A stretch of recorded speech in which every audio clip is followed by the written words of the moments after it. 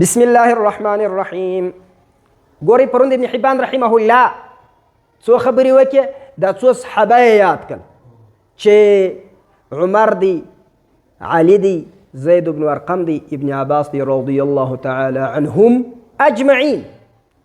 دغو خلکو په روایاتو کې تشدید کوي چې هر چاته اجازه نه ورکوله، متابع یې غوښتي یا یې قسم ورکوي چې تا قسم په الله یې چې تا دا د رسول الله صلی الله علیه وسلم اورېدلی دی، قسم یې ورکوي چې چا به روایت ووایي.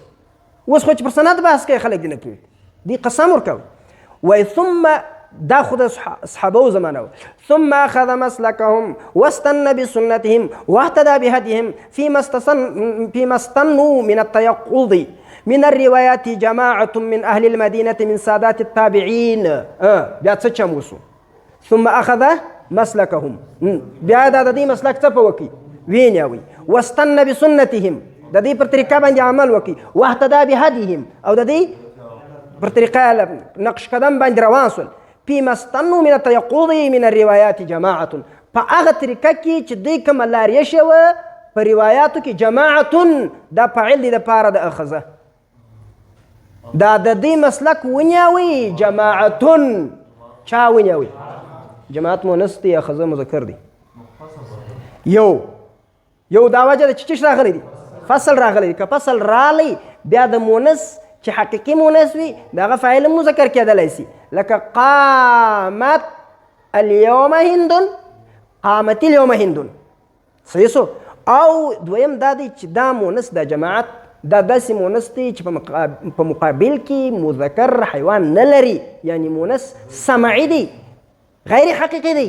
د هغه دپاره فعل مذکر او مؤنث، فعل مذکر او مؤنث دواړه. جماعة من أهل المدينة من سادات التابعين منهم سعيد بن المسيب يا مسيب، والقاسم بن محمد بن أبي بكر، وسالم بن عبد الله بن عمر، وعلي بن الحسين بن علي، وأبو سلمة بن عبد الرحمن بن عوف، وعبيد الله بن عبد الله بن عتبة، وخارجة بن زيد بن ثابت، وعروة بن الزبير بن العوام، وأبو بكر ابن عبد الرحمن بن الحارث بن هشام، وسليمان بن يسار.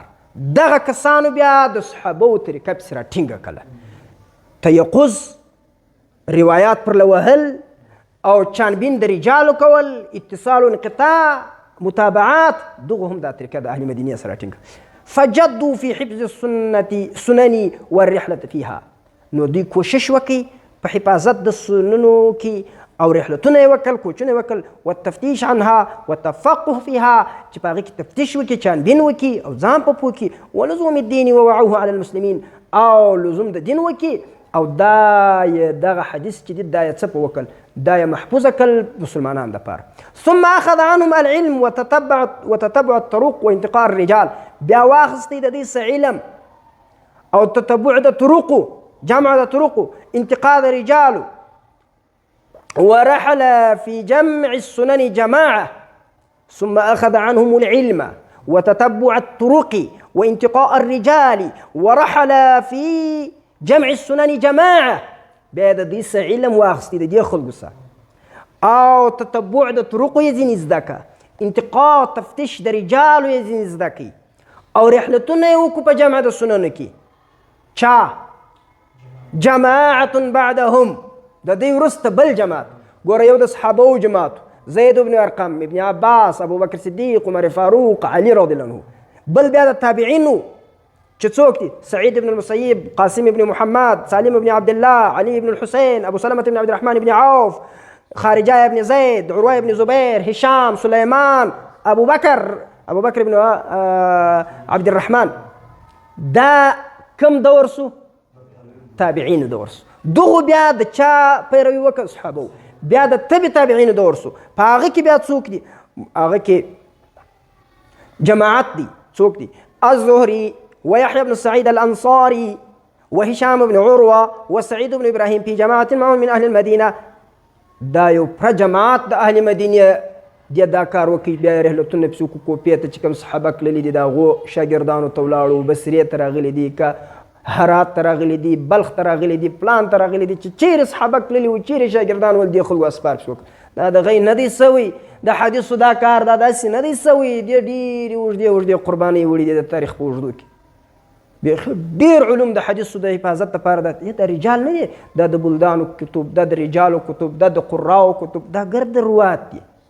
خالص دا د قرنونو د وروسته قرنونو د دغه دي، هغه هم د دین د حفاظت لپاره د هغو څخه خلکو دا کار وکړي. د حدیثو علم دومره یو مخدوم علم دی چې کفار د دې په حقانیت بیا څه په سوي دي، قایل سوي دي. دغه کار دی چې څوک انکار نشي کولی. ښه دا خلکو إلا أن أكثرهم تيقظا وأوسعهم حفظا وأدومهم رحلة وأعلاهم همة الزهري رحمه الله. دا خو پنځه شپږ کسان دي، خو په دې کې تر ټولو ډېر متيقظ، تر ټولو واسع الحفظ، تر ټولو دائمي اسفار والا، تر ټولو علي بلند همت والا څوک؟ امام محمد بن مسلم بن شهاب بن عبد الله بن څنګه دی؟ محمد الزهري رحمه الله. نو اوس دی د زهري رحمه الله په ترجمه شروع کېږي. وایي زهري رحمه الله دی په خپل سند سره دی کوي قلت لعراق بن مالك، ما عراق بن مالك تول من أفقه أهل المدينة، أهل المدينة كتب، فقال أما أعلمهم بقضايا رسول الله صلى الله عليه وسلم وأبي بكر وعمر وعثمان وعلي وأفقههم فقها وأبصرهم بما مضى من أمر الناس فسعيد بن المسيب. ورور دلته یوه دانه بنیادي نکته ده، دلته یوه دانه څه شته؟ بنیادي نکته دا ده. ګورئ ته به ډېر کم دا واورئ، زه متوجه یاست، زه ډېره بنیادي خبره کوم، ته متوجه یاست. لكل فن رجال ولكل مقال مقام. دا هر فن خپل خلک دي، دا تخصصات دي په خاص خاص شان کې. ګورئ ابو بکر رضی الله تعالی عنه ارحمه، عمر څنګه سړی و، علي څنګه سړی و، وګوره د علم یو سمندر و علي.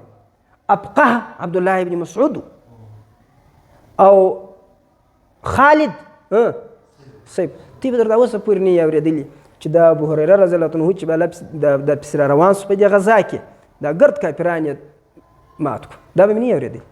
چې روایت ویني ابو هریره رضی الله عنه دي، چې روایت ویني آخري روایت بس د بخاري د ابو هریره رضی الله در ګردو د ډېر روایت کړي دي. نو دا اختصاص دی په علم کې. خالد رضی الله عنه بیا رسول الله صلی الله علیه وسلم چې هغه یوه غزا کې دی تللو چې بیا یې دغه کړی و، مطلب چې هغه کافر چې کلمه ویله خو د ځان خلاصوي بلا یې پسې وژلی و، پسې وژلی و. برخ چې راغلی رسول الله صلی الله علیه وسلم ته، بیا رسول الله صلی الله علیه وسلم دا کار څه په نه غواړم د خالد چې کړ. نو په هغه میدان کې خو بیا دا شی واقع کېږي، په هغه میدان کې خو بیا دا شی څه په کېږي واقع کېږي. نو دا خو حتما راځي. نو خو ګورئ سیف الله، یعنی دا د جنګ، یعنی دا به تی نه واورئ چې ابو هریره رضی الله عنه په خطا کې 5 کسان هغه په جنګ کې دغه سو، دا به نه واورئ. ها دا اوري چې ګوره د ابو هریره رضی الله عنه په روایات باندې عایشه رضی الله عنها رد ورکړي، دلته په دا روایاتو کې دی خطا واتی. خالد رضی الله عنه چیرې خطا واتی؟ د دې څه یوه بله نکته واورئ، هر څوک په خپل فن کې خطا کېږي، هر څوک. ځکه خالد رضی الله عنه کومې خطاوې لري؟ جنګي خطاوې لري. او ابو هریره رضی الله عنه موږ الله دې موږ دې وساتي، موږ خو نه بیانوو نه، دا کتابونه چې دا د دې هم چې رسول الله صلی الله علیه وسلم تنقید باندې کوي یا پر ابو هریره رضی الله عنه باندې عایشه رضی الله عنها تنقید کوي، هغه را نقل کوو. نو ګورئ هر انسان په خپل میدان کې خطا ممکنه ده ځین، او د هر میدان خپل خلک دي. اوس ګورئ دا د دې شي خلک دي. اوس بیا دا نو موږ ته به د پاکستان او په افغانستان کې چې د عامه فلسفه ده دا به هم پرېږدو. عامه فلسفه دا د زموږ هر سړی هم ډاکټر دی، انجینیر دی، ملا دی، په هر شي پوه وي، هر سړی مې دا رقم نه ده چې اوس ما څه دی د فکر مسلې پوښتې، زما په فکر څه کار چې زده مې زه ولاکه در وښیم.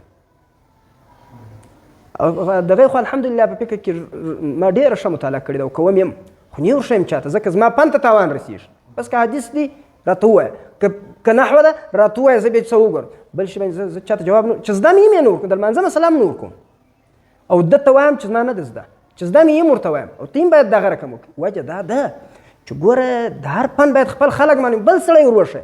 په دا بیا موږ بس موږ دا کور خراب، په دا بیا اوس موږ ډېر خرابېږي چې دا زما نه دی زده، دا دونه لوی دوکه ده. دا باید علمي خلک پرېږدي، په دې ډېر کشران خلک خطا وځي. دا فلسفه پرېږدي چې زما ګر شان زده دي، دا په دا ډېر بې علمه خلک خطا وځي کوي.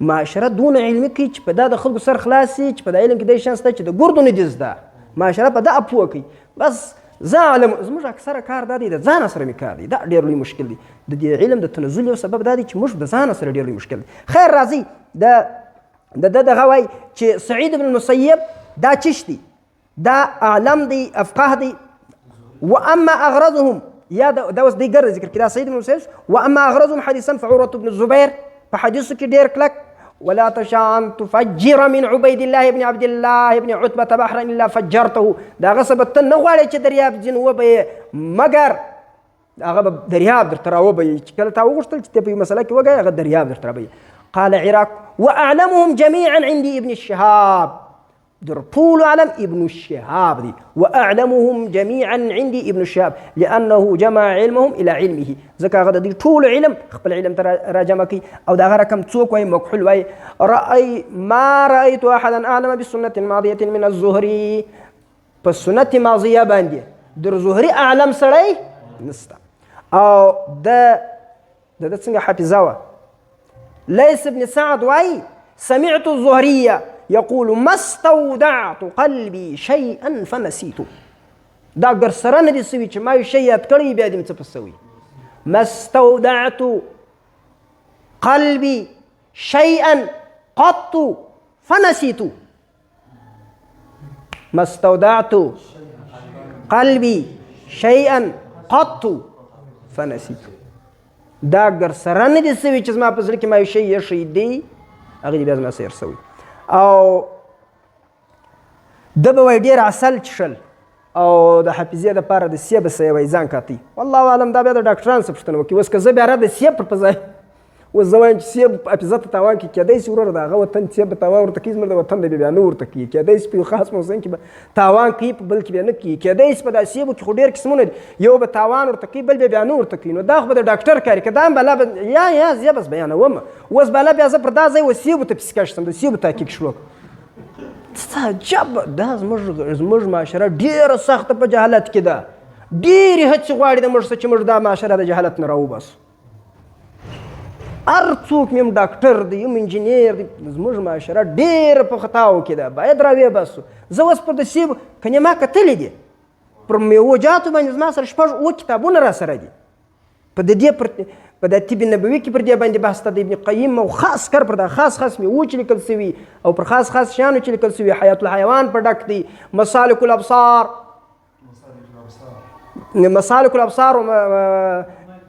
وممالک الامصار دغه چې کوم کتاب دی د ابن فضل الله شهاب دغه په ډک دی د هرې میوې دغه یې جوړ کړي بل خاص پر دې موضوع باندې جدید کتابونه زما سره شته نو اوس زه به لا پر سیب ګډ سم نو دا خو غیر دا نه زموږ د معاشرې یو غیر علمیت دا دی چې موږ هغه سړی ډېر ښه ملا بولو چې د ډېره جمع کړي دا ډېر لوی کمال دی ډېره ښه جمع خو دا پن نه دی اصل شی پن دی چې چا پن زده شي یوه خبره وکړي په پن کې وکړي په فني طریقه یې وکړي دا نه دی چې 50 خبرې کوي یوه صحیح کېږي بله سمیږي بله د کتابو سره سموي بله د تجربې سره سموي بله د عقل سره سموي 500 بیا پکې د غي خبرې دا نه دی صحیح خیر بیا سعید بن المسیب باندې څه د فروغ ذکر هم د کړی دی چې هغه د ځین دغه کړی دی د مطلب هغه ته هم اشاره کړې ده چې روای ابن زبیر د زهري نه چې د هغه نه عبدالعزیز ابن هشام د هغه هشام ابن عبدالعزیز روایت کوي چې هشام ابن عبدالملک د زهري پور ادا کوي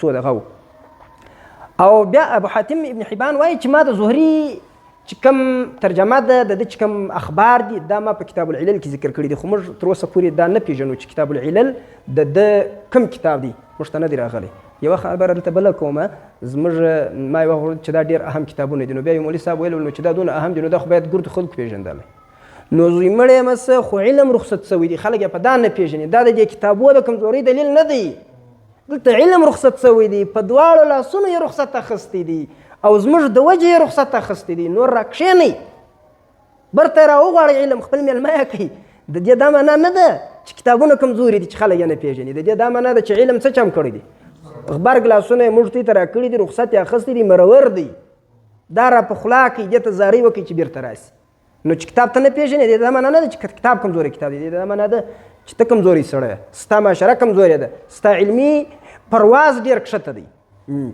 او نو دی وایي وقد ذكرنا مناقب الزهري واخباره وشمائله في كتاب العلل بما ارجو الغنية فيها لمن اراد الوقوف على معرفته.